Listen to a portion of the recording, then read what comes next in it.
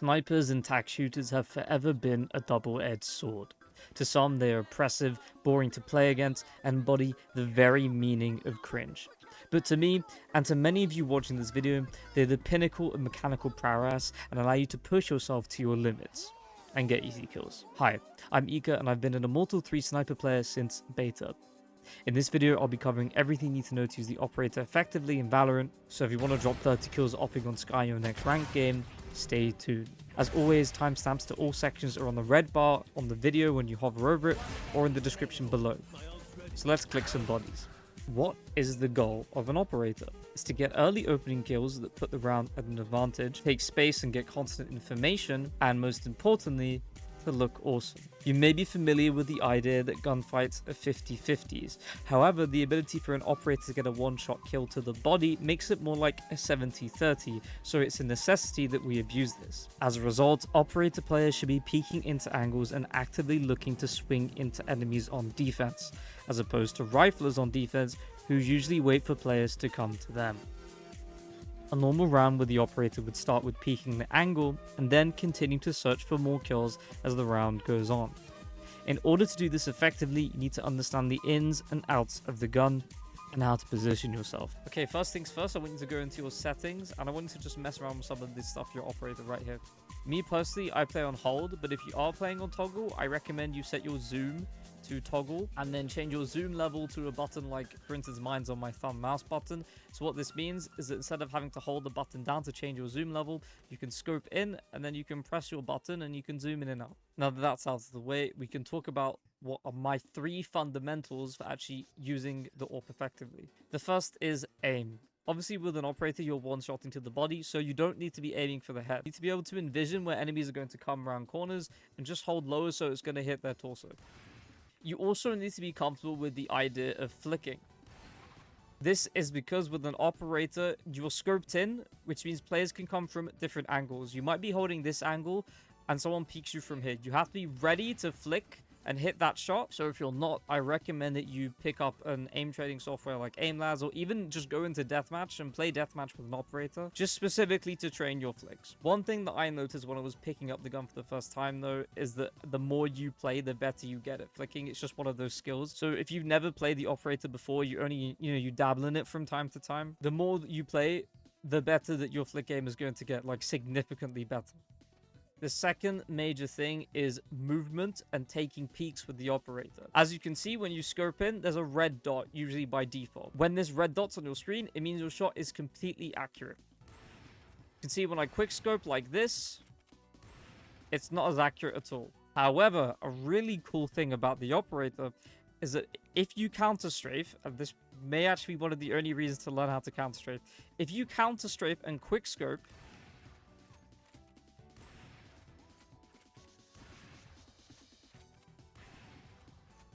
your bullets are actually completely accurate, which means, as you can see, you can take peeks like this and pretty much be unhittable.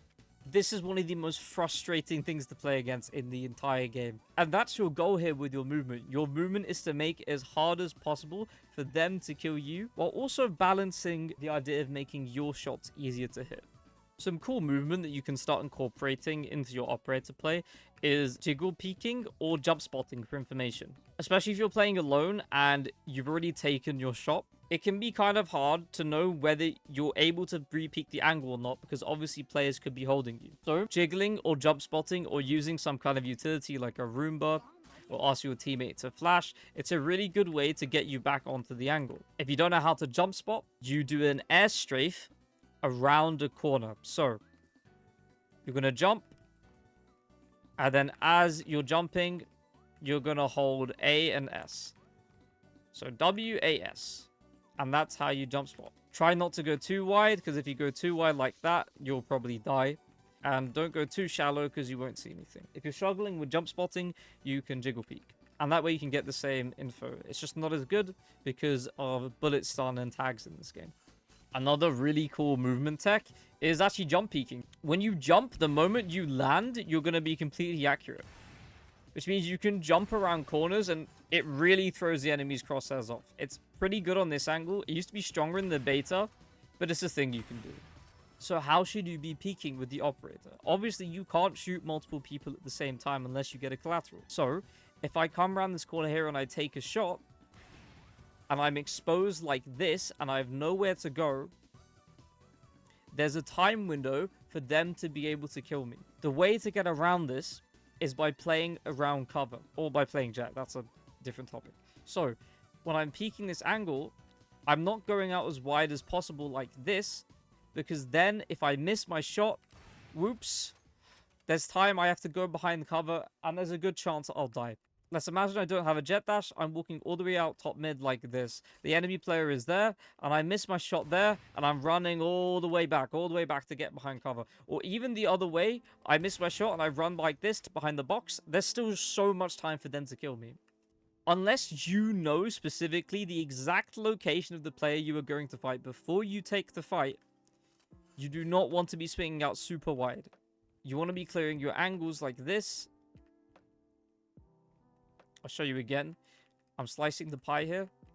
It's a lot easier with an operator because you can kind of flick to them and it's only a body shot. So that when I get on the angle, I'm safe. I don't need to worry about any of these positions because I've just cleared them. A really good example here is a short. So if I peek really wide like this and I miss my shot, I have two places to come behind. If I'm starting out here and I miss my shot, I can move behind this wall. I can scope back in and I can re-peek. If I play behind this wall, I can scope in. I can shoot my shot. If I hit it or if I miss, it doesn't matter. I can go behind this cover and I'm safe, and I can recock my gun. I can scope back in and I can shoot again. You never want to be caught in a situation where you're just completely unable to shoot your gun. And if you are, this is why buying the shorty is so strong, because you can pull out the shorty and they're dead. The reason why this is the case is because of hit stun in this game. It's very powerful. It's like CS Source. I don't really know what game it is. I wasn't born when it was released. But if you get tagged, shot by any single gun, your movement is slowed significantly. It's very different to Counter-Strike, where in Counter-Strike, you can continue to move. So if you take a really wide peek, you don't need an ability to get out because you can just run all the way. In this game, you get tagged and very often you will die if you're out of position. That's the reason why AWPing is so defensive, and it's why your positioning and your movement has to be completely on point. Otherwise, you're going to miss a shot and you're going to find yourself not knowing what the fuck to do. So together, we're going to fix that. These are my 3 rules for going wide. One of them you can ignore depending on your agent. The first is that you have an escape ability. So if you're Jet and you have dash, this means you can go as wide as you want. Same with Ray's Satchel, same with Yoru TP. Unfortunately, not the same with Neon Slide. If you're open with no satchels or you're just on a weird angle, you can actually kind of ignore this rule. And I'll tell you why. The second is if you know exactly where the player you're peeking is. So let's say that I hear footsteps. I'm playing B main, and I hear footsteps from the enemy team. And there's a guy, just a solo guy, he's just running up B. I can go like as wide as I want to take that kill if I'm confident in myself that I'm going to hit the shot. And the third is if you've already gotten kills in the round. If you've already hit shots in the round with an operator, players on the enemy team are going to be very terrified of you. Usually. Sometimes they keep re-peeking into you. That's the thing that's common in lower ranks. But even still, they're going to be caught off guard by you going wide. If you have nowhere to reposition to take a shot and you're confident enough that you can go super wide, I would do it. But apart from that, usually you want to be playing behind cover, or behind a place where you can fall back. And every time you take a shot, you want to be falling to a safer and safer angle. Usually what this ends up looking like is you'll take a really aggressive peek, for instance on A main, you'll hit your shot, and then maybe you'll locate to like a slightly less aggressive position. You're holding here, it's unsmoked. Maybe you hit or you miss your shot, you can smoke it off, or your teammate smokes it off, or I don't know, you can tuck behind cover and wait. And then you'll move to an even less aggressive position, like behind dice. Maybe they use utility to flush you out. You go to heaven and you play an even more passive position. The idea is that you always have presence on some kind of sightline. You're always threatening getting a kill. As long as you're threatening getting a kill, you're always going to be useful because you're taking up some kind of space. When you get into higher ranked lobbies, one of the things you can actually abuse is the fact that people are very scared of a good operator player.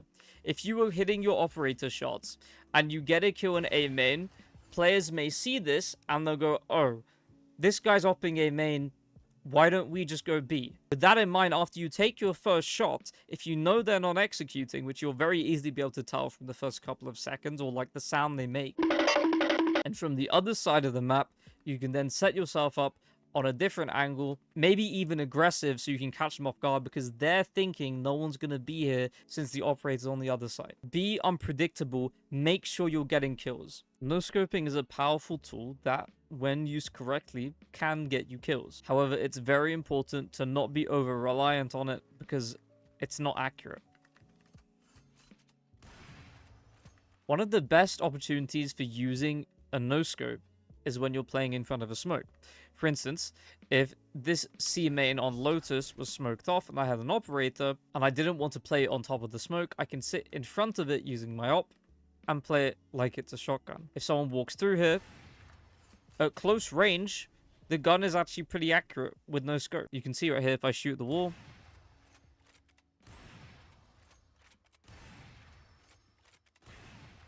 If I'm aiming it around the middle of their body, chances are it's going to hit them and kill them. Although I would still prefer, if you're in front of a smoke like this, to be playing with the shorty because it's more consistent in getting that kill. Other times, if you're popping off and you just don't have the time to scope into a target, maybe there's a jet above your head, going for that no scope at close range can sometimes end up in a kill. Don't be afraid to use it, especially if you know it's life or death. But apart from that, it's kind of useless in this game. It's really nowhere near as good as it is. It's really nowhere near as good as it is. What? It's really nowhere near as good as it is in CS. If you've gotten this far into the video, you're probably highly focused on improving your overall game knowledge. So I'm going to drop some pretty advanced macro. If you don't understand it or don't find a use for it in your ranked games, that's fine. But it's just interesting to know. Because of the operator's ability to hold down a line of sight completely, you can pretty much anchor half of the map by yourself and act as a constant stream of information for your team. Let me explain. The most common example of this is from a map that Riot refuses to give back to me, Haven. Teams usually default on a map like Haven, and so on A-site defense, you can get an opper posted up onto the box on A short, or the angle on long, but there are problems with this, and use that to know where to rotate your players around the map. For instance, if the opper sees nothing on A, everyone can rotate to C, as they can also hear mid. And if they come A, the opper usually gets a free kill before the site execute can begin, putting the game in a 5v4 situation. The reason why the short angle is better than the long one is because of smokes. Player can smoke off A long, denying information from the AWPer and making it harder for your team to stack a site. But it's significantly harder to smoke off A short, which makes this play so powerful. There are other spots like this in the game, but I'll let you find them for yourself. The same thing is possible on C, but again, a player can smoke off C long very easily, denying you crucial information. The point of all this is that the operator is more than just a free kill gun. It's an important tool to give your team information by only sacrificing one player to take that space, when usually you would need 2 or 3 and their utility. And that's it, you've reached the end of the video. I really hope you've learned something, and I hope that you can take this into your ranked games, or even your scrims if you play them, to improve your operator play. Don't forget to subscribe to the channel, leave a like, and if you want, a comment with your thoughts down below. Thank you so much for watching, and I'll see you next time.